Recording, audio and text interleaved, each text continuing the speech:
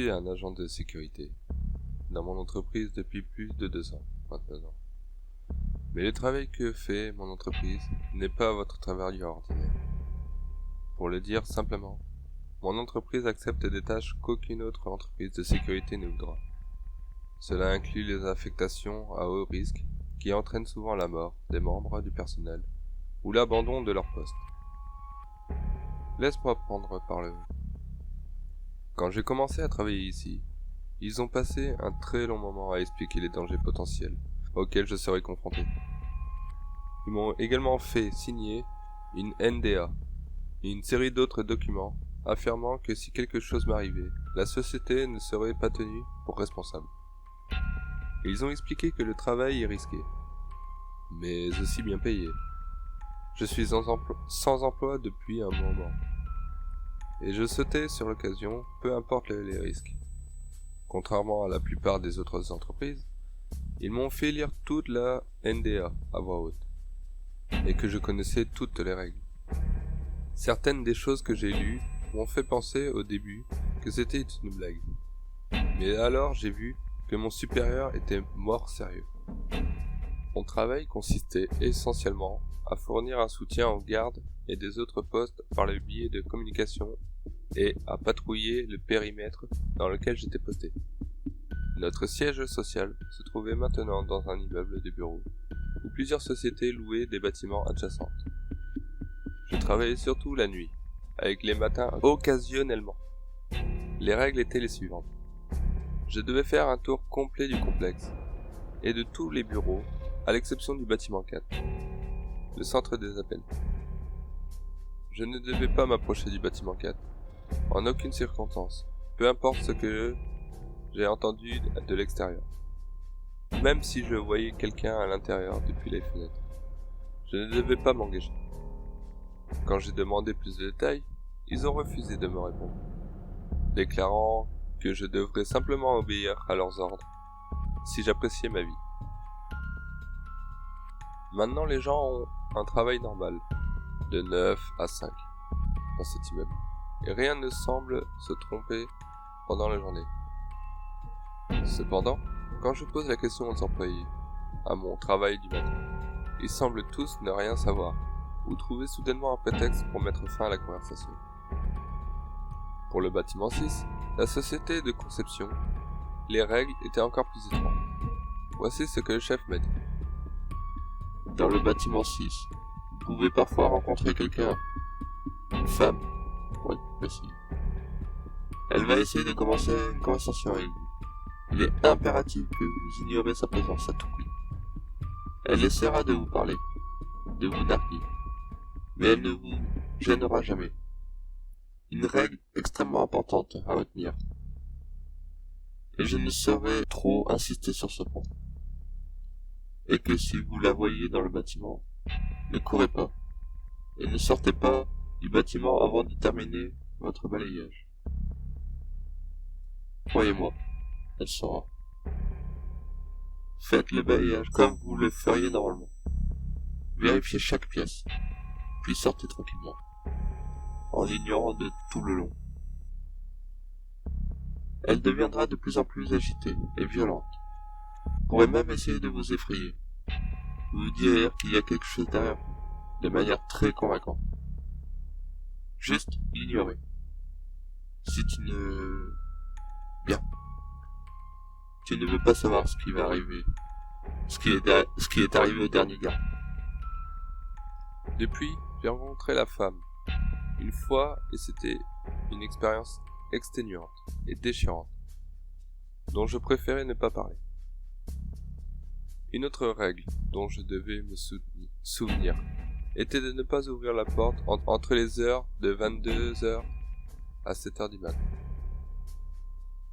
Le chef a déclaré que je ne devais en aucun cas ouvrir la porte, même si le prochain garde venait à 5 minutes plus tôt, pour me relever de mes fonctions. La porte devait rester fermée. Cela m'amène à l'expérience que j'ai eue une fois. C'était environ 6 mois après le boulot de mon travail, et le soleil était déjà presque levé. J'ai entendu frapper à la porte, et quand je suis sorti, j'ai vu à travers la porte la silhouette de mon collègue. Hé, ça ne vous dérange pas d'ouvrir la porte? Alors que je m'approchais et mettais mes clés dans le trou de la serrure, mon téléphone a commencé à sonner. Je répondis sans même regarder l'appelant. Mais quand j'entendis la voix, mon sang se figea. C'était mon collègue.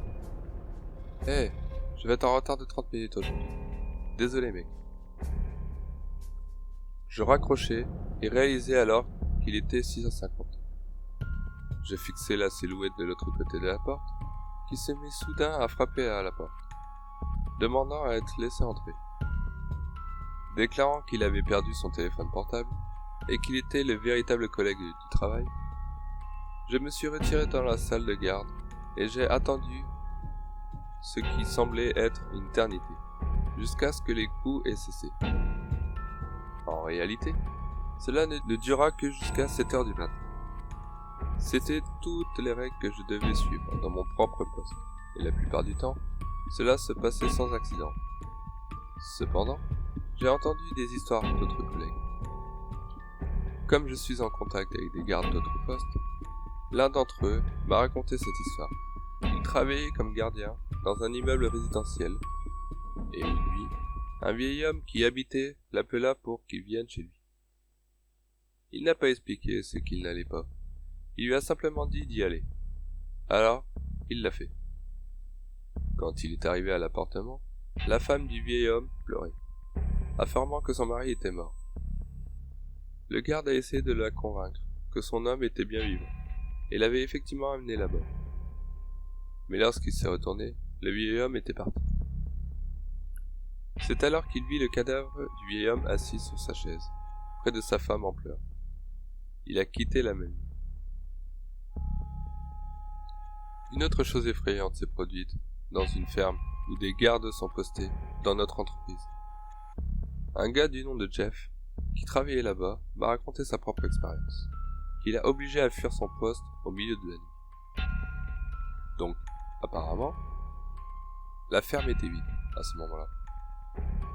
Mais son devoir était de surveiller les cercles autour de la ferme et de s'assurer qu'il n'y avait pas de squatteurs ou de vandales. Alors un soir, alors qu'il se promène, il entend quelqu'un appeler son nom, avec un ton enjoué. Il la rejette comme son imagination au début. Mais quand cela se reproduit, il demande qui est là, et demande à ce qu'il se présente les mains en l'air. Maintenant, je n'ai plus vu cela, donc je ne peux rien garantir. Mais Jeff jure que c'est vrai. Il dit tout d'un coup qu'un homme vient de se lever. Le sommet des cultures atteint sa taille, ce qui était techniquement impossible, car les cultures elles-mêmes étaient plus grandes que Jeff, et c'est un homme très grand. Mais l'homme sourit à Jeff, et continue d'appeler son nom de façon amusante, comme s'il se cachait encore de lui. Inutile de dire que Jeff n'est pas resté voir ce que voulait ce type. Quand il en a informé le QG, ils ont dit qu'il avait déjà été aperçu, cet homme, appelant toujours les noms des gardes, mais ne faisant jamais rien de mal. La dernière chose que je vais partager avec vous, c'est ce que j'ai vécu quand j'étais au poste à l'hôpital pendant un mois. C'était une clinique privée, et mon travail consistait essentiellement à surveiller le flux de la caméra. La caméra 3 était éteinte, et quand j'ai demandé pourquoi, ils m'ont dit de le garder ainsi, et de ne jamais l'allumer. Ils ont également dit que de temps en temps, je voyais peut-être une personne dans l'alignement qu'il couvrait, l'extérieur, du bureau de la sécurité, et qu'il resterait jusqu'à là, face à la porte. Je devais rester dans mon bureau lorsque cela se produisait, et de ne pas jeter un coup d'œil à cette. Il disparaîtrait généralement au bout de 30 minutes environ. La patrouille était strictement interdite, entre 3h et 6h. L'argent est l'une des raisons pour lesquelles je n'ai pas arrêté de fumer jusqu'à présent. Et les dangers ne sont plus aussi graves, une fois que vous y êtes habitué. Et vous savez ce que vous faites. Et en plus, Être posté à différents postes garde le travail aventureux et dynamique. Si certains d'entre vous manquent de talent ou de qualifications particulières comme moi, cet emploi vous conviendrait parfaitement.